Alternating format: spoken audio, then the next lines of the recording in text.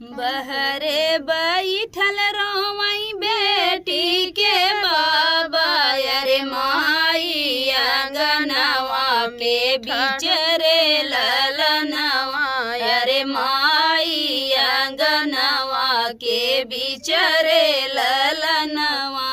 गड़िया पकड़ी रोवई बेटी के भैया, अरे आज बहिनी भैलू पर आई रे ललनवा, अरे आजू बहिनी भैलू पर आई रे ललनवा।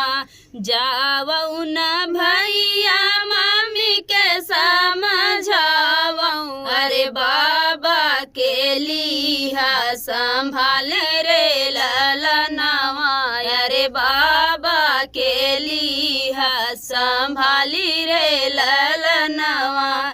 फिर लौटी आई भैया सावन महीनावा, अरे बहिनी के करिया इंतजार रे ललनवा, अरे बहिनी के करिया इंतजार रे ललनवा।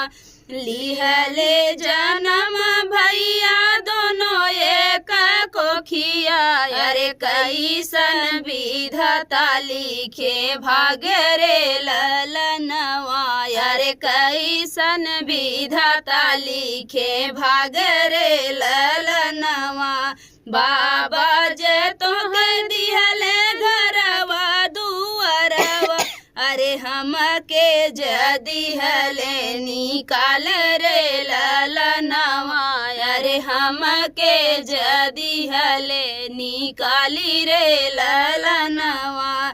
धन्य हमरे बाबा, अरे धन्य हमारी माई, अरे धई दिहली आज दुई आँख रे ललनवा, अरे कई दिहले आज दुई आँख रे ललनवा।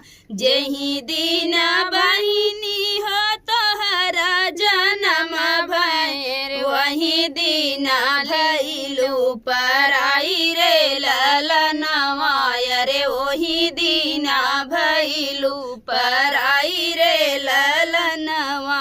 जत बाटू बहिनी हो तू ही दूर देसवा, अरे कई दिहलू घरवा, अरे सुन रे ललनवा, अरे कई दिहू घर सुन सान रे ललनवा। तो फ्रेंड बेटी विवाह गीत था, आप लोगों को कैसा लगा कमेंट बॉक्स में बताइएगा। और उर्मिला मौर्य के चैनल को ज़्यादा से ज़्यादा सपोर्ट करिएगा फ्रेंड। बहुत बहुत धन्यवाद आप सबका।